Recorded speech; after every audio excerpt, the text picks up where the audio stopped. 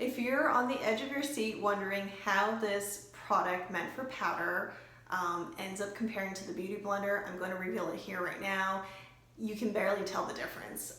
The finishing result to the naked eye is nearly identical or the same as the Beauty Blender. So there you go. But if you want some entertainment, some companionship as you go about your day-to-day, go on, watch it, see how I just make my way into using this product for things it wasn't meant to be used for. You'll see me talking about how, well, the shape takes getting used to, and it's harder to wash the foundation and product off of the sponge. Well, yeah. Wasn't meant for liquids or creams, so it's not going to be the same thing when you put it under the faucet with some soap. So you can just go ahead and ignore that part. But I hope you are entertained, and if ever you need a sponge and you only have the powder sponge from Real Techniques, you can use it for liquid and creams. I hope you enjoy. Hey guys, welcome back to my channel. Today we're going to talk about the Real Techniques makeup sponge. We're gonna do a demo on how I use a sponge, and then we're gonna compare it to the Beauty Blender. This is an unused, brand new Beauty Blender sponge. It's not in the classic pink color, it's in the black. I think they call this the Pro. But yes, we'll talk about this sponge as well. And then also a third sponge. This is from 100% Pure Cosmetics. I got this as a gift when I placed an order for some of their skincare. And for those of you guys who don't know who they are, it's a makeup company based in California that has skincare and makeup that are 100% natural ingredients, or as close to 100% as you can get. So I will have a link down below if you want to check them out. So I'm going to take this 100% Pure Cosmetics sponge out of its packaging. And this has also never been used before, and this pink color is really reminiscent of Beauty Blender's classic pink color of their sponge. Obviously, a lot of other companies try to create duplicates of it. So here it is. This is Beauty Blender, and this is 100% Pure Cosmetics. You can see it's much firmer than the Beauty Blender. Size-wise, very similar. The Beauty Blender is smaller, while this one here is larger and firmer. Let's take Real Techniques. So Real Techniques, I would say, because I had just run this underwater to create or to demo for today and create this look, that it is probably smaller, if not for all the water that's in there, than this 100% Pure Cosmetics sponge. I would say it's about the same size as a dry and used Beauty Blender. It's also pretty soft, not quite as soft as a Beauty Blender. So I would say Real Techniques is denser, and then compared to this 100% Pure Cosmetics, it's much, much softer. This guy's definitely the most dense out of the three. Shape-wise here, you can see Real Techniques has this flat surface, while Beauty Blender and the other one I was holding are kind of this teardrop or egg shape. And you'll see that in my demo when I'm using it, I do use almost all sides of the Real Techniques sponge. I use the flat side to apply foundation and the pointed side to blend concealer under my eye. So you'll see all of that in just a few minutes here. And for today's look, I did use Pat McGrath's Divine Rose palette for eyeshadow. This is the second time I've used it. If you haven't checked out my review of the palette and tutorial, definitely do so. I am absolutely in love with this palette. For someone with hooded eyes, I can't always use, it's not very flattering to always use like a light shimmery color right here. It looks great if you have the right eye shape, but when you have hooded eyes, it's not a look that you can pull off left and right. So anyhow, I took a chance with the VR Rose Venus, and I thought it worked well because VR Rose Venus is, first of all, fairly pigmented. It has quite a bit of pink and I guess orange gold reflex in it, and I think it just works out to be very flattering without making my eyes look small or just very one-dimensional in shape. So now let's move on to the demo. I've run my Real Techniques sponge under the faucet here and towel off excess water. You can see that it's probably nearly double in size. And so I'm gonna start with putting my Jouer concealer on under the eyes and any areas I wanna cover up and highlight.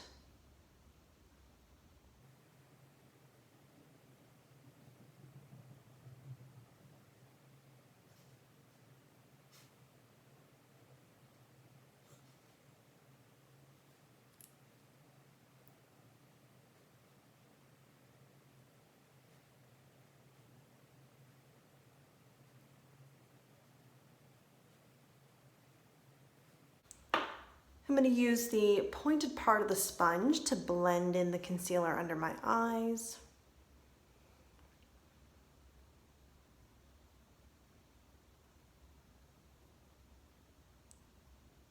And this is how I would use the Beauty Blender as well. I would use the pointed part because it just seems to fit, the shape of it seems to fit very nicely into the corner and then all throughout this area.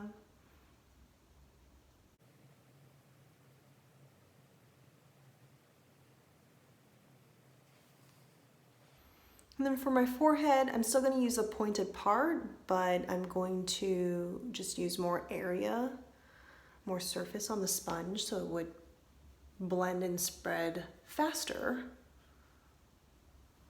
Same thing here under the nose.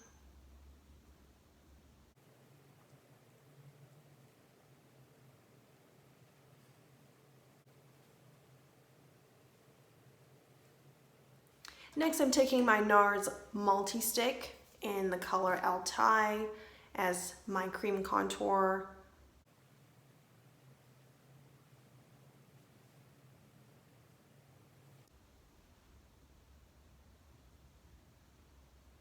And I'm just going to add some contour on the sides of my nose, but I'm not going to go all the way up today.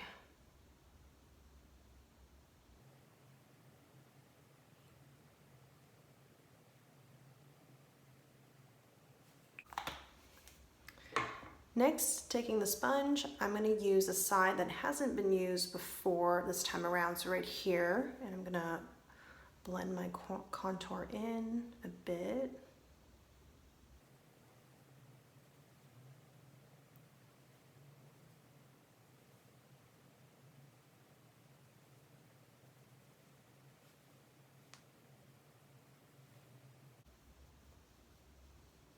And I don't need all the contour to be completely blended in either, because my next step, I'm going to add the YSL All Hours foundation onto the flat side of the sponge. One pump to start, and then I'm going to dab it onto all over my face, forehead.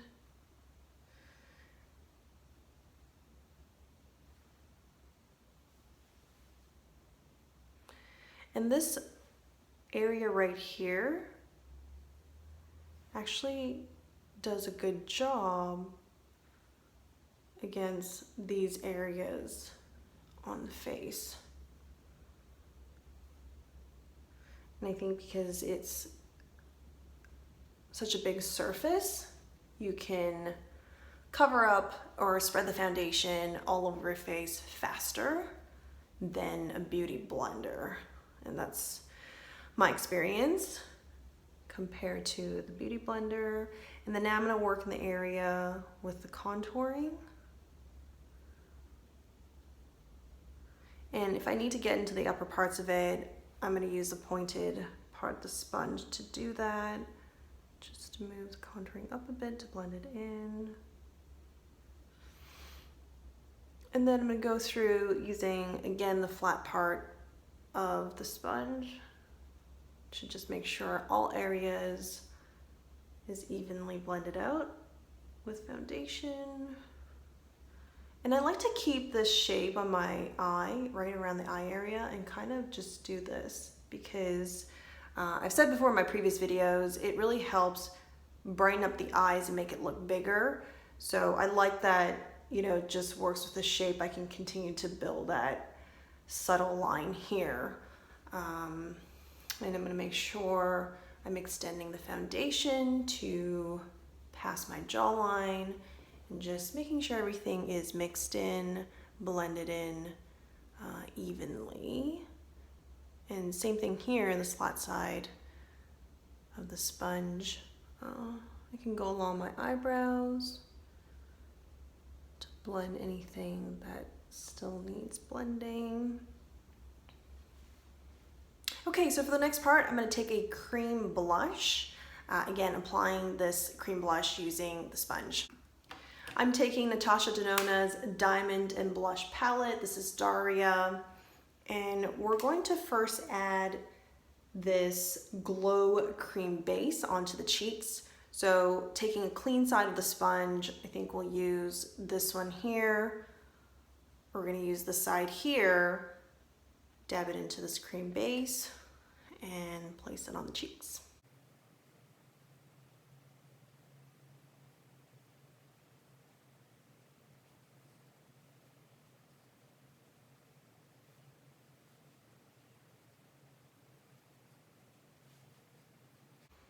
And I'm going to add some onto the area above my brow bone. And then we're going to take this cream blush here, using the same side of the sponge we were using just now. I'm going to dab some of it onto here and then apply it on the cheeks.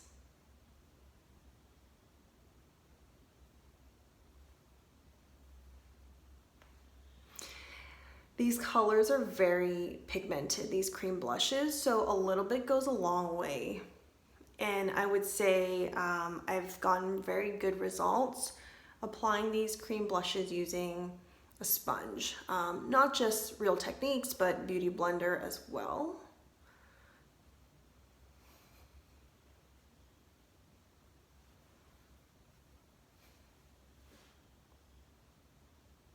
So I thought with the Real Techniques sponge, I got a pretty even application here. I just want to blend this out some more. This is really, that looked like a pretty harsh line here.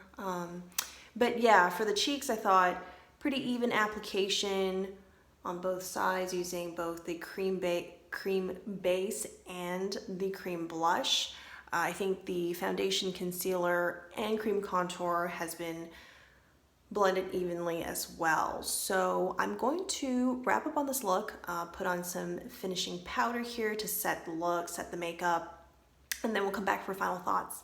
My final thoughts on the Real Techniques sponge is if you're looking for an alternative to the BeautyBlender that is affordable, something you won't feel too bad about having to throw out to get a new one, because these are sponges, unlike brushes where you can wash them and reuse over and over and over again, you are expected to replace these sponges every couple of months.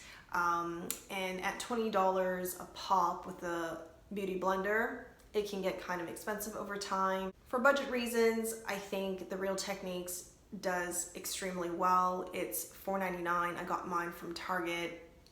And while the larger surface here can be really handy, especially as you saw in my demo, I use concealer and cream contour, foundation, and a cream blush. You can use all sides of it to help with your application.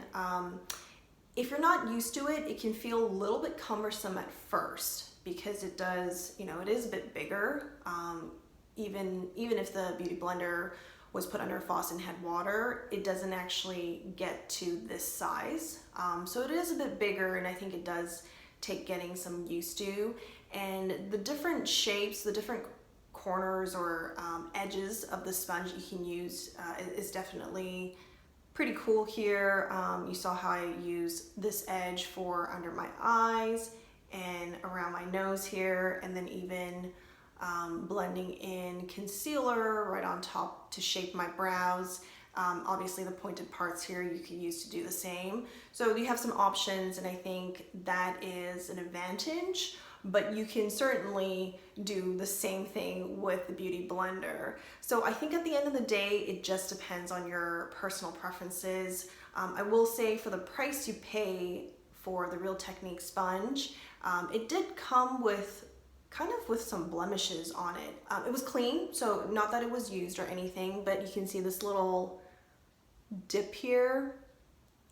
It just looked like it was some manufacturing imperfections, and this point here, that itself, it just looked like some of the material was not perfectly formed at the very top here, so you can probably expect some imperfections that way that you don't normally see on the Beauty Blender.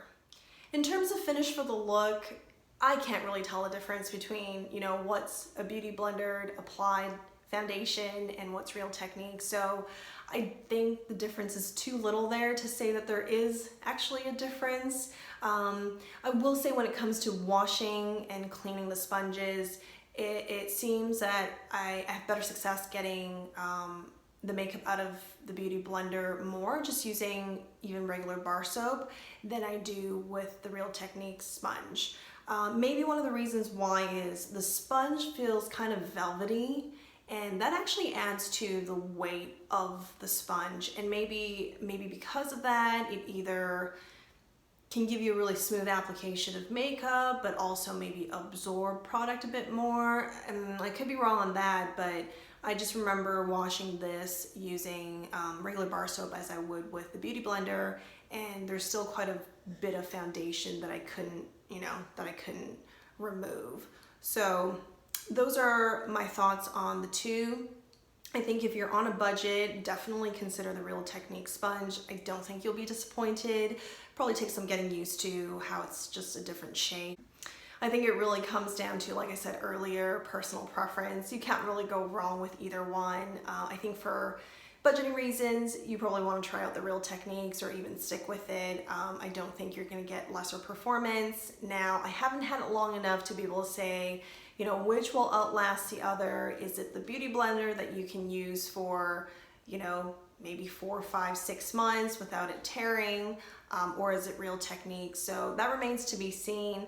I think if you do have to replace this guy sooner than what you would the Beauty Blender, you might still end up ahead by the end of the year, just because this guy's $5, this is $20. Are you guys still here? You made it to the end. Congratulations. I hope you were entertained. See you guys next time.